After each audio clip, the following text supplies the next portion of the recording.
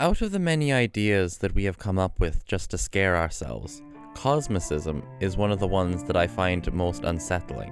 Cosmicism is the idea that there is no greater plan for humanity, and that we're alone and insignificant in the greater scheme of the universe, that we're not special, and that there are forces at play in the universe that we could never understand. And it creates fear through the feeling of smallness and insignificance. This form of horror was pioneered by the writer H.P. Lovecraft, and while Lovecraft undoubtedly built the modern ideas of cosmic horror to the point where Lovecraftian horror is a synonym for cosmic horror, he was himself inspired by many works that came before him, and one of the principal works that I think really drove Lovecraft to engage in the existential was Edgar Allan Poe's The Conqueror Worm. This short poem illustrates a really frightening idea of reality, and one that I find really interesting to think about. So I wanted to talk a bit about what I think the story is trying to say. The poem places the world as a stage in a theatre, with a crowd of tearful angels as the audience. The curtains are drawn, and the stage becomes filled with, as Poe puts it, mimes, in the form of God on high, who mutter and mumble low, and hither and thither fly, mere puppets they who come and go, at the bidding of vast, formless things. These mimes are meant to represent mankind. This is our play, presenting our existence as a tragedy. It diminishes everything that we are, and everything that we've done, to the simple flailing and incoherent mutterings of a group of puppets, futilely playing out their own little insignificant stories, while being tossed about by the vast formless things that lurk behind the stage. It's unclear what these things that apparently control our movements are meant to be, but personally, I see them as life's circumstances. They are the things that we cannot control, like our genetics, where we were born, how we were raised, all of these things that really shape us as people, but which we have no control over. And this idea kind of calls into question the concept of free will. Like, do we decide who we are and what we do in our lives? Or is the different environmental factors that we are born into the thing that decides who we are before we even can? Poe certainly seems to be leaning towards the latter. Moving on from that, the poem describes the mimes doing nothing but chasing a phantom around in circles while never being able to catch it. This phantom is presumably meant to represent our goals and our aspirations, or even the concept of meaning at all, perhaps saying that our lives boil down to useless search for purpose that we'll never be able to grasp. And at last, when all the puppets have exhausted themselves, we are introduced to the Conqueror Worm himself. A crawling shape intrudes, a blood-red thing that writhes from out the scenic solitude.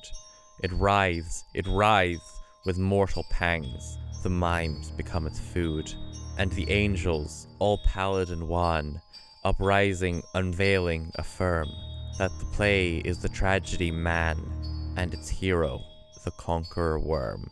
The Conqueror Worm is death.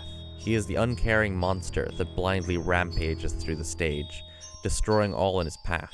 And yet, according to the angels, he is the one and only hero of this story. He is the only one that can save us from the tragic lives that we play out in agonizing detail, over and over and over again. One of the main things that makes this poem terrifying is how entirely it throws away all of our ideals of both our own importance, but also the concept of being free to make our own decisions. For almost all of our existence, humans have been the top species. We've ruled this earth for so many millennia, ever since the invention of agriculture. We are special. We are the most important species on Earth, and most world religions reflect this. Many have the idea of a loving God looking over us, watching us, and caring for us. And that's what makes cosmic horror so scary. The idea that, on a grander scale, we are not special, we are not important, we are nothing. And yet there's an element of empowerment in that. The thought process goes that we may have no predetermined purpose, but that just makes us free.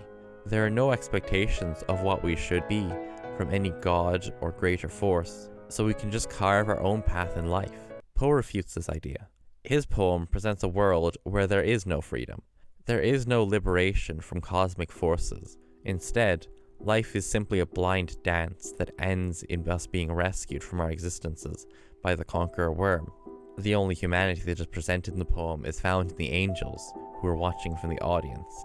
This idea of having the angels looking down on us does seem to go against the cosmic stance that there are no benevolent beings wishing for our prosperity, but I think that this just adds to the feeling of wrongness in it all. The angels are meant to be humanity's protectors, who were sent by God to keep us at the path of good, and yet here they are powerless. Not even the emissaries of God, and by extension God himself, can save us from ourselves and the meaninglessness of our existences. They can only watch and weep. As previously stated, this work shares a lot in common with the works of H.P. Lovecraft. However, I feel like there are a few notable differences between the stories. The first is that Lovecraft tells his story from the perspective of the protagonist. The main character is usually just an average fellow, no different to you or me, and because of that, we can relate to him. We can take comfort in his humanity, and the fact that he has a recognizable personality. Our viewpoint is that of a human, looking out into the horrors of a vast, uncaring universe, and at the very least, we have that human to hang on to when things start to get scary. The Conqueror Worm, on the other hand, presents us with the universe looking in at us. It dehumanizes humanity. The figures in the Conqueror Worm are just faceless puppets, being thrown to and fro by the ignorant whims of the world. There is no protagonist, only puppets, desperately clinging on to their hopes in a doomed attempt to transcend this endless play and become something more, only to be devoured by the Conqueror Worm and forgotten. And that's what makes this play frightening on a level that Lovecraft's aren't. It's so cold. You have nobody to hang on to or take comfort in.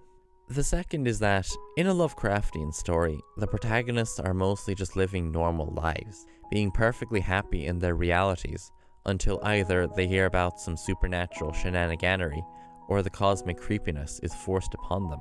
However, most people in this world are able to escape from the overwhelming knowledge of the forces that are just out of sight. The threat comes directly from the creatures of Lovecraft's mythos. The Conqueror Worm, on the other hand, gives us no such defense. The fear does not come from the horrifying forces that are waiting and hiding, but instead from the situation that we're in right now. The monsters are purely metaphorical. Everything that is frightening in this poem is something that we are living through right now. In Lovecraft, you could at least hide in unknowingness, but according to Poe, life itself is the monster to be feared, and there's no escaping from that. So this poem is really depressing and arguably nihilistic, but what's the point in reading this? Just to depress yourself? Well, I personally disagree with a lot of the conclusions that the poem draws. I think that we do have agency. Even if there are many things that we cannot control, there are many things that we do have power over. And I think that the fact that we can still do things that positively impact others is the meaning we can take from life. You know, we can create meanings for ourselves in the small things that we are able to do. And I think that a lot of the views presented in the poem, especially the whole death is the only escape thing, are really bad ideas to take to heart.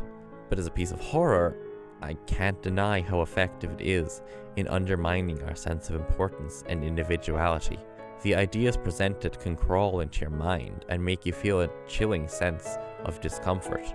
Even if you don't believe what it's saying, the poem can still whisper to you that maybe, just maybe, its view of the world is the correct one.